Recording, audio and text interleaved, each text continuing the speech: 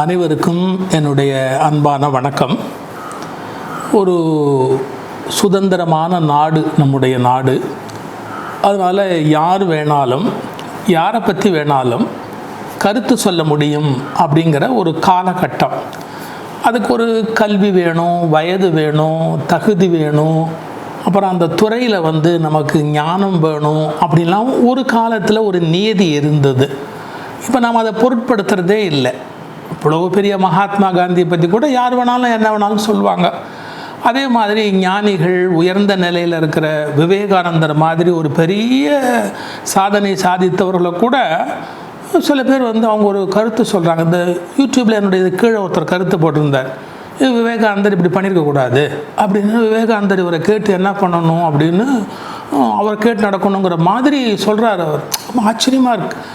நாம் ஒரு காலகட்டத்தில் எவ்வளவு தவம் பண்ணி எவ்வளவு முயற்சி பண்ணி அவங்கெல்லாம் ஒரு உயர்ந்த இடத்த அடைஞ்சிருப்பாங்க. அதெல்லாம் இப்போ மக்களுக்கு நிறைய பேருக்கு தெரியல. அவங்க பாட்டுக்கு அவங்க வாய்க்கு வந்ததை அவங்க சொல்லலாம் அப்படிங்கிற ஒரு முடிவுக்கு வந்துட்டாங்க. அண்மையில் நான் இன்னொரு சேனலில் ஒரு நண்பரோட ஒரு இன்டர்வியூ பண்ணேன். சில பேர் பார்த்துருக்கலாம். ரங்கராஜ் பாண்டே என்னுடைய நல்ல நண்பர். அன்றைக்கும் நண்பர் தான், இன்றைக்கும் நண்பர் தான். ரங்கராஜ் பாண்டே ஒரு இன்டர்வியூ பண்ணார். அதில் 2 விதமான கருத்துக்கள் பரிமாறப்பட்டன. இது பொது வாழ்க்கையில் தவிர்க்க முடியாதது. ஒரு நண்பர் எனக்கு கேட்டிருக்கிறாரு, சார் ரங்கராஜ் பாண்டே நல்லவரா கெட்டவரா அப்படின்னு. எனக்கு ரொம்ப ஆச்சரியமாக இருந்தது. ஒரு சம்பவத்தை வைத்துக்கொண்டு ஒரு மனிதரை நாம் எடை போட முடியுமா? இப்போ நல்லவர் கெட்டவர் அப்படின்னு நாம் தீர்ப்பு எழுத முடியுமா? அதாவது ஒரு 20-25 ஆண்டுகளாக நான் மேடையில் சொல்லிக்கிட்டே வரேன் ஒரு செய்தி, யாரும் யாரை பற்றியும் தீர்ப்பு எழுத முடியாது. இந்த கருத்தை நான் ரொம்ப வற்புறுத்தி சொல்கிறேன். ஏன்னு கேளுங்களேன், ஒரு சந்தர்ப்பத்தில் நல்லவர்களாக நமக்கு தெரிகிறவர்கள் இன்னொரு சந்தர்ப்பத்தில் தெரிய மாட்டாங்க. அப்புறம் ஒரு கோணத்தில் எது சரியாக இருக்குமோ அது இன்னொரு கோணத்தில் சரியாக இருக்காது. சரி, இதெல்லாம் தள்ளி வச்சுருங்க. நான் முதல்ல ஒரு உதாரணம் சொல்கிறேன். ஒரு வாட்ஸ்அப்பில் எனக்கு ஒரு நல்ல தகவல் வந்தது. நல்ல தகவலும் வாட்ஸ்அப்பில் வரும் இல்லை. ஒரு வாட்ஸ்அப்பில் ஒரு நல்ல தகவல் வந்தது. ஒரு ரயில், அந்த ரயிலில் ஒரு அப்பா, அவருடைய மகன் வச்சுக்கோங்களேன், ஒரு 14-15 வயசு இருக்கும். அந்த மகன் உட்காந்துருக்கான். ரயில் போயிட்டே இருக்குது. திடீர்னு குழந்த மாதிரி அந்த பையன் சொல்கிறான், அப்பா அப்பா பாப்பா பாருப்பா எல்லாம் பின்னால் போகுது, மாடு வீடு எல்லாம் பின்னால் போகுது அப்படின்னு ஒரு சின்ன பிள்ளை மாதிரி சொல்கிறான். அவங்க அப்பா ஆமாம் ஆமாம் அப்படின்னு சிரிக்கிறார். அதை பாருப்பா அதை பாருப்பா, அது மேலே அதை பாருப்பா, பறவை ஏதோ உட்காந்துருக்கு, பறவை பறவை அப்படிங்கிறான். அவன் வயசுக்கும் அவன் பேசுகிறதுக்கும் சம்மந்தம் இல்லை. எதிர் சீட்டில் இருக்கிறவங்கெல்லாம் மூஞ்சியை சுளிக்கிறாங்க. என்னடா ஒரு 15 வயசாகி போச்சு இந்த பையன், அதுக்குரிய பக்குவம் இல்லை, அதுக்குரிய வளர்ச்சி இல்லை, இவன் பாட்டுக்கு இப்படி பேசுகிறானே அப்படின்னு அவங்க ஒரு அருவருப்பாக அப்படி பார்க்குறாங்க. அப்புறம் அந்த பையன் எதையோ வேடிக்கை பார்த்துக்கிட்டு இருக்கிறான். அப்போ மெதுவாக ஒரு பெரிய மனுஷர் தொண்டையை கணைச்சிக்கிட்டு உங்கள் அப்பாட்ட சொல்கிறாரு, சார் உங்கள் பையன் விஷயமாக நீங்கள் ஒரு நல்ல டாக்டரை பார்க்கணும், நீங்கள் ஒரு நல்ல டாக்டரை கன்சல்ட் பண்ணணும் உங்கள் பையன் விஷயமா, பாருங்கள் சரியாக இல்லை, அவனுடைய குரோத்து சரியில்லை அப்படிங்கிறார். அவங்க அப்பா சிரிச்சுக்கிட்டே சொல்கிறார், இப்போ கூட நாங்கள் டாக்டரை பார்த்துட்டு தான் வரோம், அவனுடைய ப்ராப்ளம் என்னன்னு உங்களுக்கு தெரியாது, அவனுக்கு ரொம்ப வருஷமாக பார்வை இல்லை, கண் இல்லாத குழந்தைக்கு ரொம்ப சிரமப்பட்டு நாங்கள் ஒரு பெரிய மருத்துவரை கண்டுபிடிச்சி அவர் ஒரு அறுவை சிகிச்சைக்கு அப்புறம் இப்போ தான் அவனுக்கு பார்வையே திரும்பி இருக்குது. அதனால் எல்லாமே அவனுக்கு அதிசயம், மாடு அதிசயம், பறவை அதிசயம். ஏன்னா அவனுக்கு இவ்வளோ வருஷமாக பிறவியிலேருந்து பார்வை இல்லை. அப்போ அந்த அதிசயத்தை அவன் வெளிப்படுத்திக்கிட்டே வருவான். நாங்கள் அவனை காயப்படுத்த மாட்டோம், அவன் சொல்லட்டும், சொல்லி முடிக்கட்டும் அப்படின்னு நாங்கள் விட்டுடுவோம். இப்போ யோசனை சொல்ல வந்தார், அவர் முகத்தை எங்கே கொண்டு போய் வச்சுக்கிறது? நாம் என்ன பண்ணுறோம், அவசரமாக ஒரு முடிவுக்கு வர்றோம். அவனுக்கு வளரலை, புத்தி இல்லை, மடையன் அப்படி டக்குன்னு நம்ம ஒரு தீர்ப்பு எழுதுறதுக்கு நினைக்கிறோம். என்னுடைய அபிப்பிராயம், யாரும் யாரையும் பற்றி தீர்ப்பு எழுதக்கூடாது. ரொம்ப ஆழமாக நீதித்துறையில் இருந்தவங்களுக்கு ஒரு உண்மை தெரியும், நீதிமன்றங்களுடைய தீர்ப்பே மாறிப்போகுது. ரொம்ப கஷ்டப்பட்டு தகவல் சேகரித்து ஆராய்ச்சி பண்ணி கடைசியாக உட்காந்து தீர்ப்பு எழுதுகிறாங்க பாருங்கள், அந்த தீர்ப்பே மாறி போயிடுது. அந்த தீர்ப்பு தவறு அப்படின்னு பின்னாடி ஒரு தீர்ப்பு கிடைக்குது. என்ன பண்ண போகிறீங்க? ஒரு சம்பவம் நான் நீதியரசர் பிரபாஸ்ரீதேவனுடைய புத்தகத்தில் படித்தது. இந்தியா வந்து எமர்ஜென்சி நெருக்கடி நிலையில் இருந்தது இல்லையா, அப்போது சுப்ரீம் கோர்ட்டினுடைய ஃபுல் பெஞ்ச் உட்காந்து ஒரு தீர்ப்பு எழுதுகிறாங்க. இந்தியர்களுக்கு நம்முடைய அரசியலமைப்பு சட்டம் கொடுத்துருக்கிற அடிப்படை உரிமைகள், அந்த அடிப்படை உரிமைகளை ரத்து பண்ண முடியுமா முடியாதா அப்படின்னு அந்த வழக்கு விசாரணைக்கு வருது. அது வந்து கான்ஸ்டிடியூஷனல் பெஞ்ச், இந்திய அரசமைப்பு சட்டம் பற்றிய ஒரு தீர்ப்பு எழுத வேண்டிய ஒரு பெஞ்ச். அதில் ஹெச் கண்ணா அப்படிங்கிற ஒரு நீதிபதி மட்டும் தூளி கூட பயம் இல்லாமல் ஒரு தீர்ப்பு எழுதினார். அடிப்படை உரிமைகளை எக்காரணத்தை முன்னிட்டும் ரத்து செய்யவே முடியாது அப்படின்னு எழுதுகிறார். அது அப்போ இருந்த அரசாங்கத்துக்கு பிடிக்காது, அந்த மாதிரியான ஒரு கோட்பாடு. ஆனால் கவலைப்படாமல் ஹெச் கண்ணா ஒரு தீர்ப்பு எழுதினார். அது வந்து ரத்து பண்ண முடியாது அப்படின்னு எழுதினார். மற்ற நீதிபதிகள்லாம் கொஞ்சம் அரசாங்கத்துக்காக தயங்கிட்டாங்க. நம்ம இப்போ இப்படி ஒரு தீர்ப்பு கொடுத்து அரசாங்கத்தோட விரோதியாகி பிரச்சனை ஆகிட்டா என்ன பண்ணுறதுன்னு ஒரு சில பேர் தடுமாறி இருக்கலாம். இப்போ கூட லாம் தான் சொல்லலாம், தடுமாறி இருக்கலாம். 30 வருஷம் கழித்து ஒரு ஜட்ஜு தன்னுடைய வாழ்க்கை வரலாறு எழுதும்போது சொல்கிறாரு, அவர் எழுதின தீர்ப்பு தான் கரெக்டு, நான் எழுதுகிற தீர்ப்பு தப்புன்னு எனக்கு தெரியுங்கிறார். பாருங்கள். சுப்ரீம் கோர்ட்டோட ஜட்ஜாக இருந்து ஓய்வு பெற்றவர் ரொம்ப வருஷத்துக்கு பிறகு தன்னுடைய ஆட்டோபயோகிராஃபியில் எழுதுகிறாரு, அவருக்கு கண்ணா எழுதின தீர்ப்பு தான் சரி, நான் எழுதுகிற தீர்ப்பு சரியில்லைன்னு எனக்கு அப்போது தெரியும், ஆனால் நான் அப்போ வேறு வழி இல்லை அந்த தீர்ப்பை எழுதினேன் அப்படின்னு எழுதுகிறார். இப்போ நான் அவருடைய பர்சனாலிட்டி ஆராய்ச்சி பண்ணுறது என்னுடைய வேலை இல்லை. 30 வருஷம் கழித்து முன்னாடி ஒருத்தர் சொன்னது தான் கரெக்டுங்கிற முடிவுக்கு வர்றமே, என்ன பண்ண போகிறோம்? அதுக்காகத்தான் சொல்கிறேன், யாருமே யாரை பற்றியும் அவசரமாக தீர்ப்பு எழுதாதீங்கோ. இப்போ என்கிட்ட கேட்குறாரு, பாண்டியன் நல்லவரா கெட்டவரா பதில் சொல்லுங்கள் சார் அப்படிங்கிறார். ஃபோனில் கேட்குறாரு, ஒருத்தர் மெயிலில் போட்டிருக்கிறாரு, ஒருத்தர் வந்து கடிதங்கள் அனுப்புகிறாரு, பதில் சொல்லுங்கள் சார் அப்படின்னு. அது என் வேலை இல்லை. இப்போ ஒருத்தர் நல்லவரா கெட்டவரான்னு ஏன் முடிவுக்கு வர முடியாதுங்கிறதுக்கு நான் 100 விஷயம் சொல்லுவேன். மகாபாரதத்தில் ஒரு காட்சி வருது. கர்ணன் அப்படின்னு ஒரு பாத்திரம். இந்த கர்ணன் வந்து துரியோதனுடைய சபையில் இருக்கிறான், துரியோதனனால் ஆதரிக்கப்பட்டு கொண்டிருக்கிறான் கர்ணன். கண்ணபெருமான் தூது வராரு, உள்ளே வராரு. அப்போ கண்ணபெருமான் உள்ளே வரும்போது யாருமே எந்திரிக்கக்கூடாது, அவரை எந்திரிச்சு வரவேற்கக்கூடாது அப்படின்னு துரியோதனன் உத்தரவு போடுறான். இதை மீறி சில பேர் எந்திரிச்சு நின்னாங்க அப்படின்னு ஒரு கருத்து உண்டு. அதை அப்படி தள்ளி வச்சிருங்க. கர்ணன் என்ன பண்ணான்னு வில்லிபுத்தூர் ஆழ்வார் எழுதுறார். கர்ணனும் தலை கவிழ்ந்து இருந்தனன் அப்படின்னு பாட்டு வருது. இந்த கர்ணன் என்ன பண்ணா, எந்திரிக்கலை, ஆனால் தலையை அப்படி தொங்க போட்டு அப்படி உட்காந்துருக்கிறான். இதுக்கு விளக்கம் எழுதும்போது என்ன எழுதுவாங்க, துரியோதனன் நினைச்சானா, அடாடாடாடா இந்த கர்ணன் எவ்வளோ நல்லவன், எனக்கு எவ்வளோ வேண்டியவன், நான் சொன்னேன் அவன் வரும்போது எந்திரிக்காதே அப்படின்னு. இவன் ஒரு படி மேலே போயிட்டான். அவன் மூஞ்சிலேயே முழிக்கக்கூடாது அப்படின்னு முகத்தை திருப்பிக்கிட்டு இருக்கிறான். இவன் தாண்டா உலகத்தில் எனக்கு சிறந்த நண்பன் துரியோதனன் நினைச்சான்னு ஒரு அர்த்தம் சொல்லலாம். நாங்கள் பேச்சாளர்கள் விளக்கம் சொல்லும்போது இது மாதிரி பெரியவங்க சொல்லி கேட்டிருக்கிறோம்.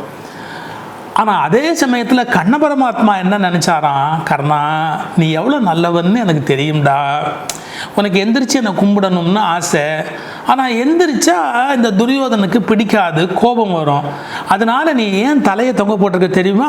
பாருங்கள் எப்படி இன்டர்பிரேஷன் பாருங்கள். ஏன் தலையை தொங்க போட்டிருக்க தெரியுமா? என்ன நீ வணங்குற, தலையை இப்படி கும்பிட்டா வணக்கம் தானே அர்த்தம். என்ன நீ வணங்குறேங்கிறது எனக்கு மட்டும் புரியும் அப்படின்னு அந்த மாமாய கண்ணன் சிரித்தான் அப்படின்னு பெரியவங்க ஒரு நயம் சொல்வாங்க. இப்போ இதில் பரவாயில்ல, துரியோதனனும் நல்லவன் நினச்சான், கண்ணனும் நல்லவனும் நினச்சான் அப்படின்னு ஒரு கோஷ்டி. இப்படி திருப்பிக்கங்க, துரியோதனன் சொன்ன மாதிரி மூஞ்சிலேயே முழிக்கலை, அப்போ அவன் கெட்டவன் சொல்லாமா இல்லையா? துரியோதனன் கூடவே இருந்துட்டு கண்ணபெருமானை கும்பிடுறான், அவன் கெட்டவன். இதுதான் நம்ம பண்ணுற அவசரம். நல்லவனா கெட்டவனா? நம்ம பாருங்க, மற்றவர்களை பொறுத்த அளவில் நாம் எப்போதும் நீதிபதிகளாக செயல்பட விரும்புகிறோம். ஒரு அழகான பொன்மொழி படித்தேன். நம்மை பற்றிய பிரச்சனை வருகிற போது சிறந்த வக்கீலாகவும், நம்மை பற்றிய பிரச்சனை வருகிற போது மிகச்சிறந்த வக்கீலாகவும், பிறரை பற்றிய பிரச்சனை வருகிற போது மிகச்சிறந்த நீதிபதியாகவும் ஆவதற்கு நாம் ஆசைப்படுகிறோம். எப்படி நாம் வந்து நம்மளை பற்றிய பிரச்சனை வந்தால் வக்கீல் ஆகிடுவோம், அடுத்தவங்களை பற்றிய பிரச்சனை வந்தால் நீதிபதி ஆகிடுவோம். இது தேவையா? அவசரமாக இன்னொருத்தரை பற்றி தீர்ப்பிட்டு நமக்கு என்ன ஆக போகுது? என்னுடைய அபிப்பிராயம் சார், இந்த உலகத்தில் ஒரு மனிதனை பற்றிய தீர்ப்பை பிரபஞ்சம் சொல்லணும், அதாவது இறைவன் சொல்லணும் அல்லது காலம் சொல்லணும். எத்தனையோ நீதிமன்றங்களில் சார் குற்றவாளின்னு தீர்ப்பளிக்கப்பட்டவர்கள் பின்னால் இல்லைன்னு மாற்றி எழுதப்பட்டிருக்காங்க சார். ஜோன் ஆஃப் ஆர்க் மாதிரி பல பேருடைய வரலாறு படித்து பாருங்கள். உலக நீதிமன்றங்களில் குற்றம்னு சொல்லப்பட்டது சுச்சோ தப்பாக சொல்லிட்டோன்னு பின்னால் வருத்தப்பட்ட வரலாறு எவ்வளவோ இருக்குது. அதனால் என்னுடைய விண்ணப்பம், யாரை பற்றியும் டக்குன்னு உடனே ஒரு கமெண்ட் அடிக்காதீங்க. அது தவறாக இருக்குமோ அப்படின்னு நான் நினைக்கிறேன். யாரை பற்றி நம்ம அப்படி சொல்லுவது பிரச்சனையாக இருக்கும், தவறாக போயிடும் அப்படிங்கிற ஒரு கருத்து. சுவாமி விவேகானந்தர் அழகாக சொல்கிறார், ஒருத்தனை பார்க்குறோம், அவன் இப்போ பாவியாக இருக்கான், ஆனால் நாளைக்கு ஞானி ஆவான். இப்போ பாவி, ப்ரெசண்ட்டு சின்னர், அவன் என்ன ஆவான், ஃப்யூச்சரில் மிகப்பெரிய செயிண்ட்டாக மாறிடுவான். ஒருத்தனை இப்படி பார்க்குற செயிண்ட்டு அப்படின்னு அவன் பாஸ்ட் சின்னராக கூட இருக்கலாம். Who knows. இப்போ நீங்கள் வால்மீகி கதை எடுத்துங்க, வேடனாக இருந்தார்னு கதை இருக்குது, பிறகு ஞானியாக இருந்தார் அப்படின்னு இருக்குது. நம்ம அவசரப்பட்டு ஒரு முடிவுக்கு வந்துட்டோம்னா அப்போ நாம் எப்படி இன்னொருத்தரை வந்து குறை சொல்கிறது அல்லது தீர்ப்பு எழுதுறது, இவன் நல்லவன் இவன் கெட்டவன், இதெல்லாம் நமக்கு வேண்டாத வேலை அப்படிங்கிறது என்னுடைய அபிப்பிராயம். அந்த இன்டர்வியூவில் அவர் சில கேள்வி கேட்டார். ஆனால் அவர் கேள்வி கேட்டாரே ஒழிய நான் பதில் சொல்லணுங்கிறதுல அவருக்கு ஆசையே இல்லை. நான் பதில் சொல்லாமல் இருக்கணும்னு ரொம்ப ஆசைப்பட்டு கேள்வி கேட்டார். அவர் அப்படி தான் பண்ணி ஆகணும். ஒரு இன்டர்வியூ எடுக்கிறவர் அது சுவாரஸ்யமாக போகணும் அப்படின்னு சொன்னால் பதிலை பற்றிய கவலையே படக்கூடாது. இதுலேருந்து பதில் வந்து என்ன போகுது, பதில் வராமல் இருந்தால் தான் அவருக்கு அது ஒரு வெற்றி மாதிரி தோணலாம் இல்லையா? அதனால் பதில் நான் என்ன சொல்கிறேங்கிறத பற்றிய ஒரு ஹியரிங், பேஷண்ட் லிசனிங் அப்படின்னு பேர், அது அவர்கிட்ட இருக்க முடியாது. இன்னொன்று பாருங்களேன், டிஸ்கஷன் ஒரு வார்த்தை இருக்குது, ஆர்கியூமெண்ட்டுன்னு ஒரு வார்த்தை இருக்குது. எனக்கு வந்து உரையாடல் பிடிக்கும், ஆனால் விவாதம் பிடிக்காது. எப்படி உரையாடல் பிடிக்கும், ஆனால் விவாதம் பிடிக்காது. ஆனால் இந்த உலகத்தில் பல பேருடைய இயல்பு விவாதத்தில் ரொம்ப ஆர்வமாக இருப்பாங்க, உரையாடலுக்கு வரவே மாட்டாங்க. உரையாடல்னால் எப்படி தெரியுமா, நான் சொல்கிறது சரியாக இருக்கலாம், நீ சொல்கிறது சரியாக இருக்கலாம், ரெண்டு பேரும் பேசி ஒரு முடிவுக்கு வரலாம். விவாதம் எப்படி தெரியுமா, நான் சொன்னதே சரி நீ சொல்கிறதெல்லாம் தப்பு அப்படின்னா ஒன்றுமே பண்ண முடியாது. இப்போது அது டிஸ்கஷனாக போயிருந்தால் வேறு மாதிரி போகும். ஆர்கியூமெண்ட்டாக போன போது நான் விரும்பலைங்கிறேன், ஆர்கியூமெண்ட்டே எனக்கு வேண்டாம் அப்படிங்கிறேன். இப்போ ஆர்கியூமெண்ட் வேண்டாம் அப்படின்னு சொன்னால் நான் தப்பிக்கிறேன்னு பொருளா கிடையாது. I am not interested in arguments. அது வேஸ்ட் ஆஃப் டைம். அது வந்து பெரிய பிரச்சனைகளை தான் உலகத்தில் உண்டு பண்ணும், தீர்வுகளை கொடுக்காது. இப்போது நம்ம விளக்கேற்ற வந்தோம், நம்ம தீப்பந்தம் கொளுத்துறதுக்கு வரல. எப்படி நம்ம விளக்கேற்றுறதுக்கு வந்திருக்கோம், தீப்பந்தம் கொளுத்துறது நம்ம வேலை இல்லை.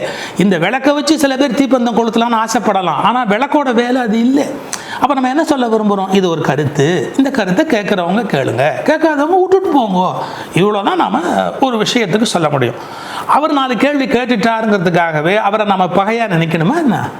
ஒரு வேடிக்கை சொல்லட்டுமா, எனக்கு தெரியாது, அவருக்கு சின்ன வயசுலேருந்து எனக்கு தெரியும், எனக்கும் சின்ன வயசுலேருந்து அவரை தெரியுங்கிறதே தெரியாது.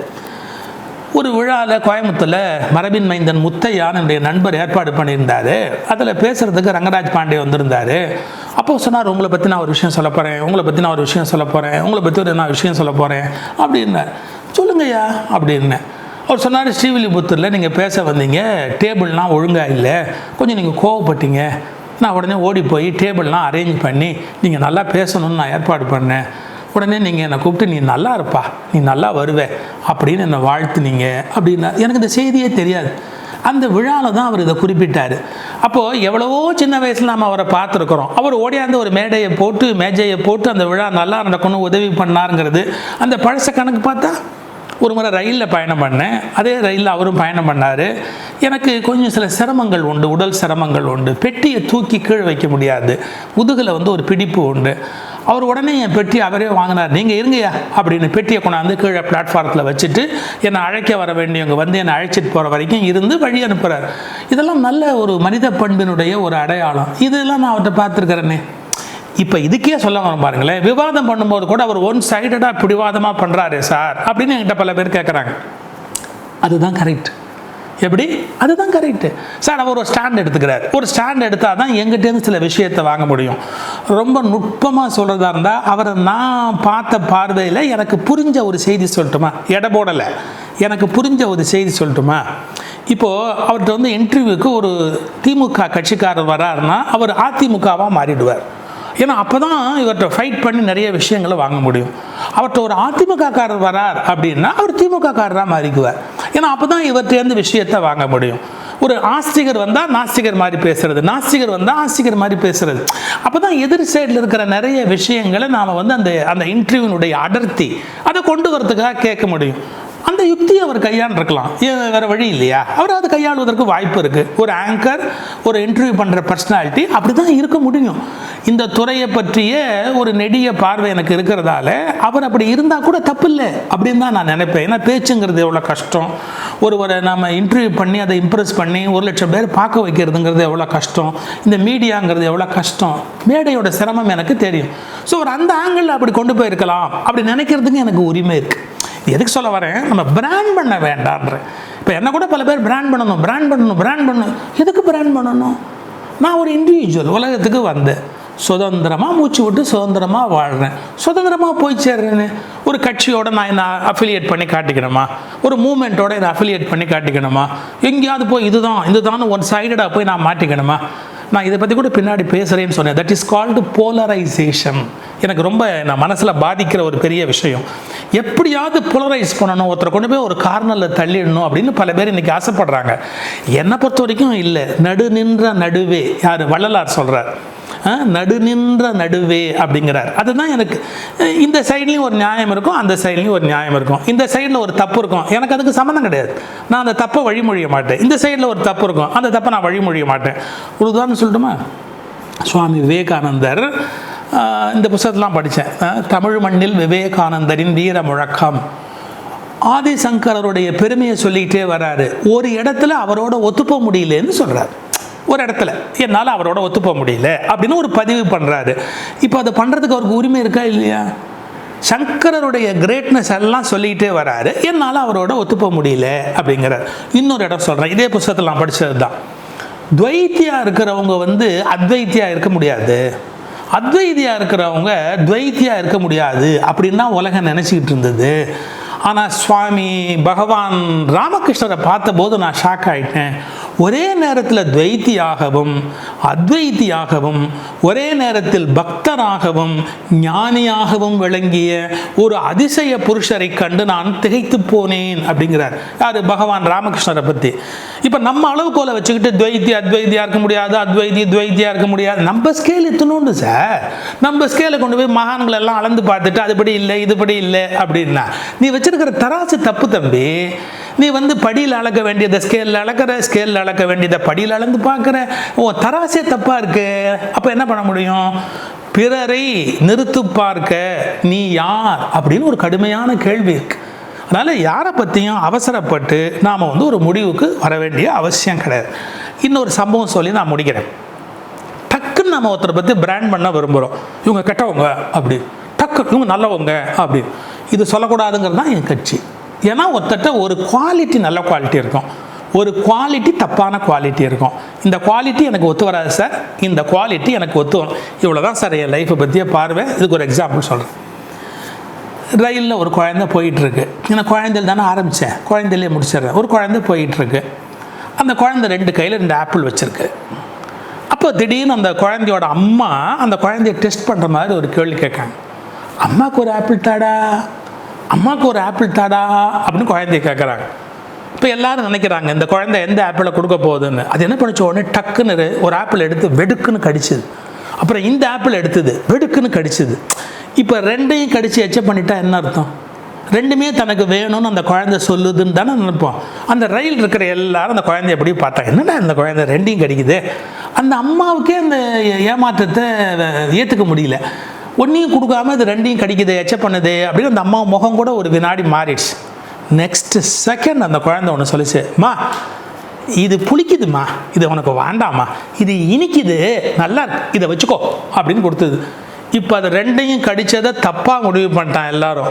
ஆனால் 2ஐயும் ஏன் கடிச்சதுன்னா இருக்கிறதுல நல்லது எதுன்னு பார்த்து கொடுக்கணும்னு அது நினைக்குது. இந்த குழந்தையினுடைய நொபிலிட்டி, மேன்மை புரியாமல் அதை கீழ்மையாக நினச்சிட்டோமே, தப்பு இல்லையா? திருப்பி சொல்கிறேன், யாரையும் எடை போடாதீர்கள், யாருக்கும் தீர்ப்பெழுதாதீர்கள், நல்லவரா கெட்டவரா என்று ஆராய்ச்சி செய்யாதீர்கள். ஒரு சம்பவத்தை வைத்துக்கொண்டு முடிவுக்கு வர முடியாது. நீங்கள் பிறரை தீர்ப்பெழுதுகிற தகுதி இறைவனுக்கு மட்டுமே உண்டு, நமக்கு இல்லை என்பதை புரிந்து கொண்டு வாழுங்கள்.